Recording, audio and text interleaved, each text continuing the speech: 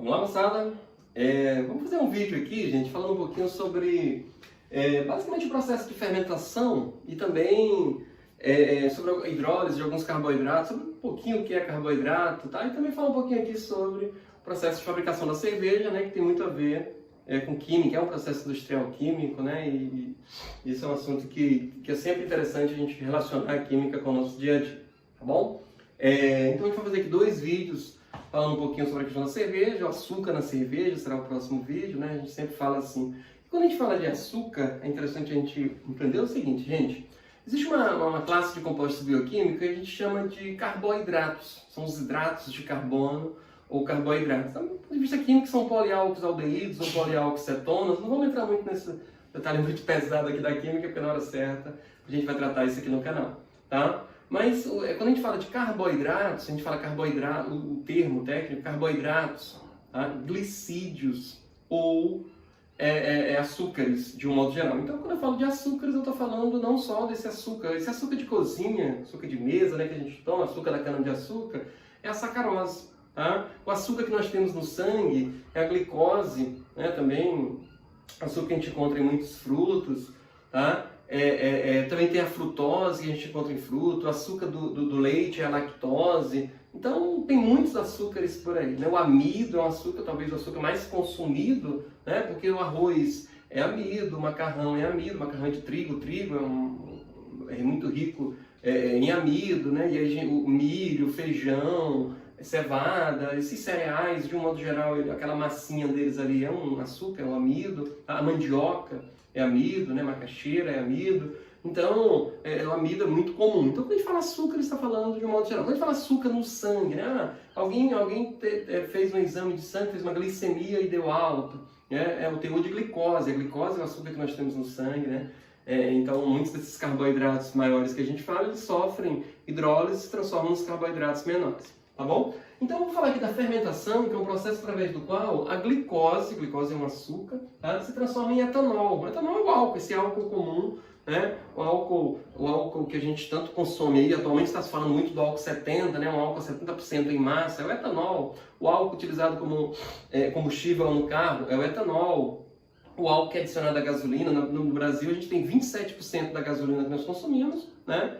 São de etanol, álcool etílico, é o mesmo álcool, é o álcool das bebidas alcoólicas, enfim, o que a gente chama comumente de álcool é o etanol. E através desse processo, a glicose se transforma em álcool, processo de fermentação. Esse MO que eu coloquei aqui é micro-organismo, na verdade isso aqui é feito por uma levedura, uma espécie de fungo, né, chamado Saccharomyces cerevisiae, é uma levedura, é um micro-organismo que faz essa fermentaçãozinha, né, esse processo de oxidação aqui, transformando a glicose em etanol. Então, toda vez que a gente fala em fermentação, a glicose está sendo transformada em álcool e gás carbônico, independentemente de qual fermentação seja. Por exemplo, para se obter o álcool na indústria, né, o álcool a partir da cana-de-açúcar, tá?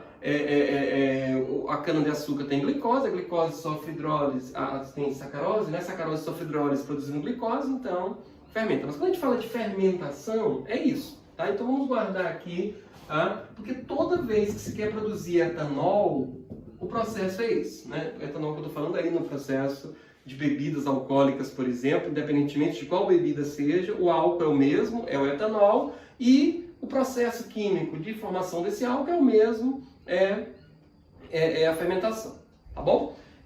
Falar aqui de hidrólise, né? Esse termo hidrólise, o nome está dizendo, lise significa quebra, tá? Hidro, água, então é quebra através da água. A água vai lá e quebra uma molécula, transformando em moléculas menores, então esse processo a gente chama de hidrólise. Carboidratos, já falei, são os açúcares, né? Os glicídios, inclusive esse termo glicídio deriva de glicose. Glicose significa doce, tá? Em latim, então daí vem esse nome, né? Glicídios, o nome glicose, a própria glicose.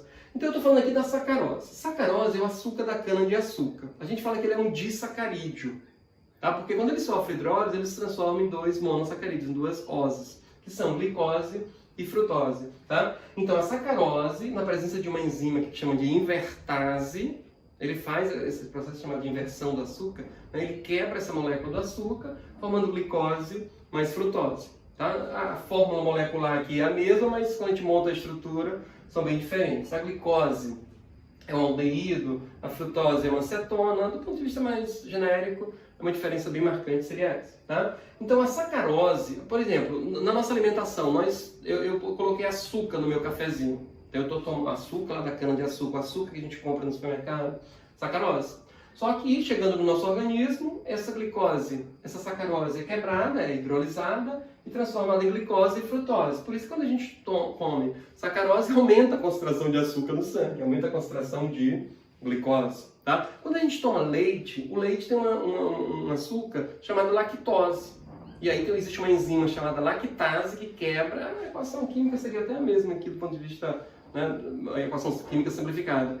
A lactase quebra a lactose, transformando em glicose e galactose. Então, quando a gente toma leite também, no nosso organismo, esse leite se transforma um pouquinho ali, no açúcar dele é pouco, mas vai e forma glicose no sangue. Tá? E aí, inclusive, quem tem intolerância à lactose é porque não está produzindo, ou não está produzindo em quantidade suficiente, essa enzima chamada lactase. Não está quebrando, né, a molécula de lactose. Então, o açúcar maior se quebra, formando açúcares menores. O amido que eu falei, que tem no trigo, que tem no arroz, que tem no milho, que tem na cevada, né, que tem na mandioca, que tem no macarrão, enfim, né? O amido, ele sofre hidrólise produzindo glicose. A gente fala que o amido é um polissacarídeo, é um polímero, é uma molécula gigante formada por N moléculas de glicose. Então, quando ele sofre enzima, e aí são várias enzimas, sofre essa hidrólise, a amilase, vamos falar assim, é mais simplesinha, tá? Formando glicose. E aí a glicose,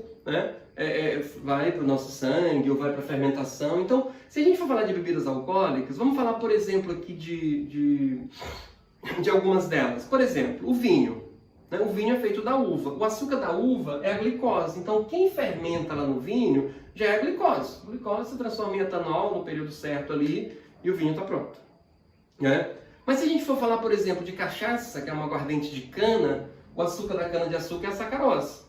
A sacarose se transforma em glicose. Aí a glicose fermenta produzindo etanol. Certo? Se a gente for falar, por exemplo, aqui no Maranhão, existe uma bebida muito comum, né, que é a tiquira. Parece com cachaça, só que cachaça vem da cana-de-açúcar.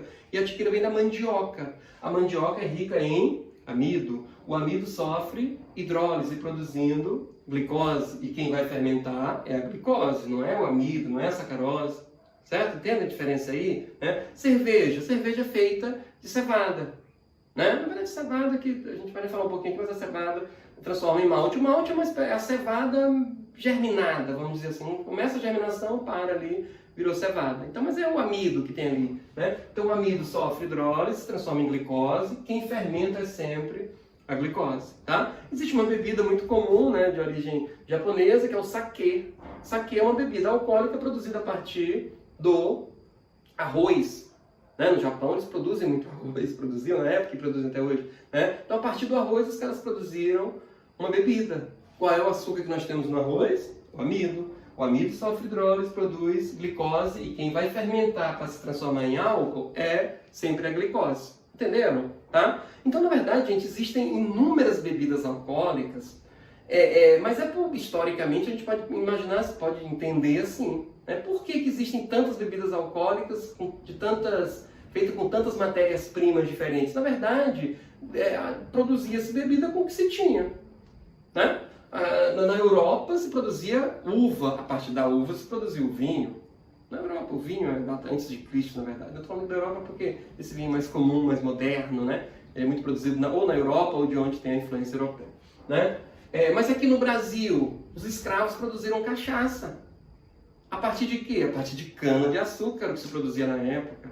Aqui, mais no Nordeste, né, de produzir cana. No Maranhão, né, e em outros estados próximos do Maranhão também. Né, mas os caras não tinham cana-de-açúcar, mas tinham a mandioca. A partir da mandioca produziram a tiquira. Né? Lá no Japão, os caras produziam o quê? Arroz. Então, a partir do arroz, eles produziram a bebida alcoólica deles. E assim, as demais bebidas que tem aí, né, mundo afora. A cerveja, né, vem a partir da cevada, tá? Então, basicamente é isso. Mas quem falou de fermentação é isso. Só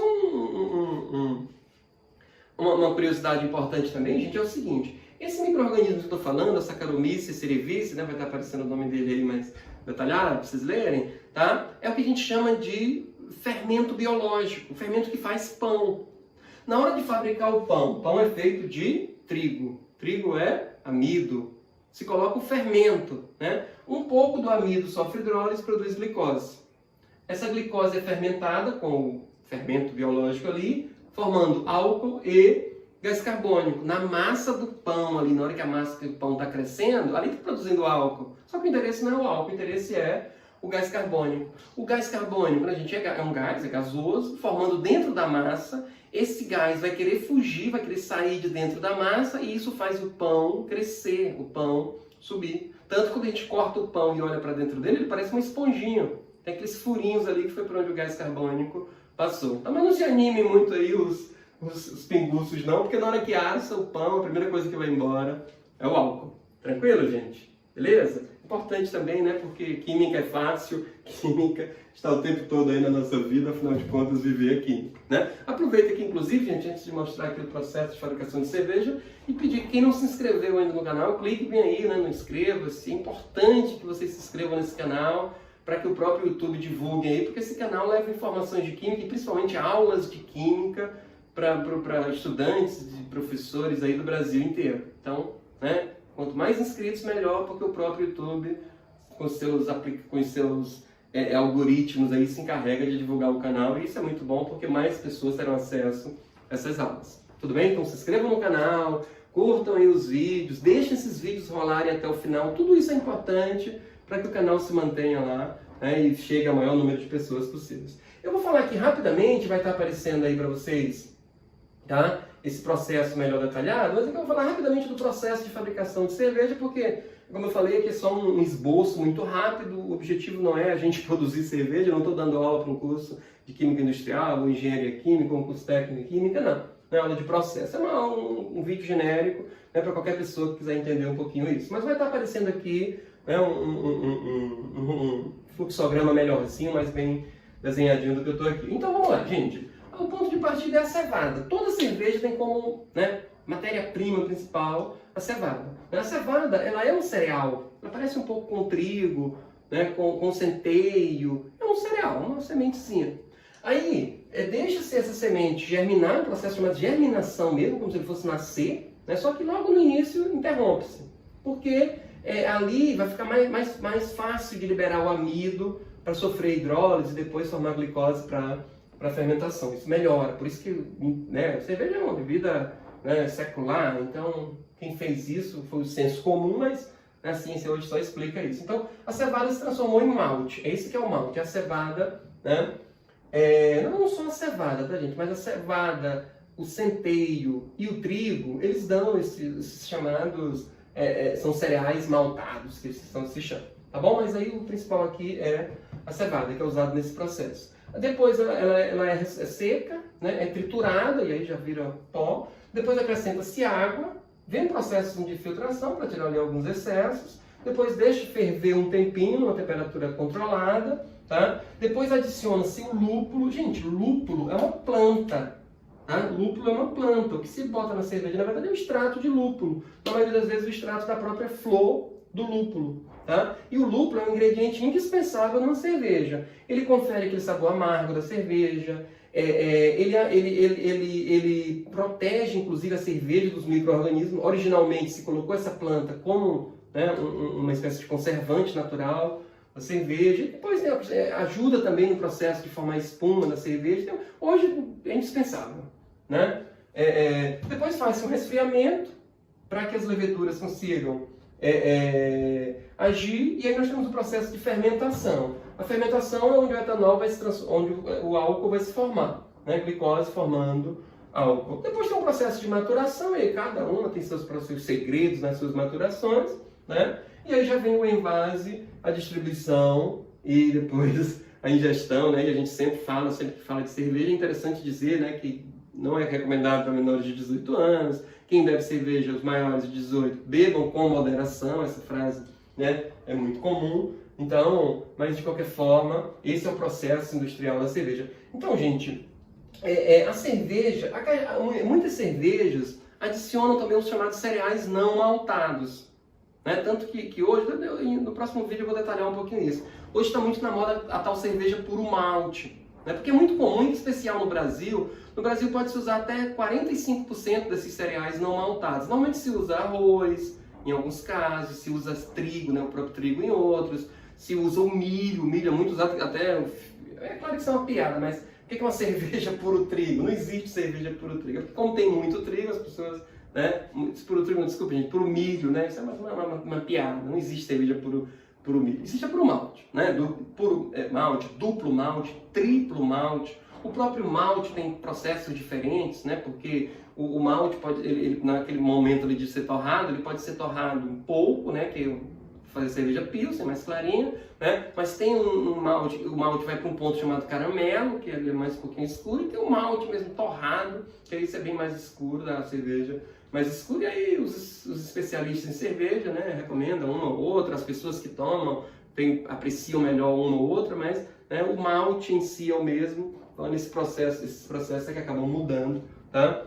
Mas é isso. Então é muito comum cervejas adicionarem esses cereais não maltados para ajudar aqui no amido, né, no processo de acabar lá na frente na fermentação, tá? E a puro malte não usa, por exemplo, nós temos cerveja que usam todo esse processo que eu falei, cevada, malte, etc. Só que uma parte, vamos imaginar aí, 30% desses carboidratos que eles usam de trigo, ou de milho, ou de arroz, tá? Então, quando se usa cerveja puro malte, não usa o arroz, usa o próprio malte. A duplo malte, eu posso usar o malte mais clarinho com o malte caramelo, né? O malte um pouquinho mais escuro ali, então são dois maltes. Tem a triplo malte, várias cervejas aí são triplo malte, nem divulgam isso, tá bom? A puro malte é basicamente água, malte, né?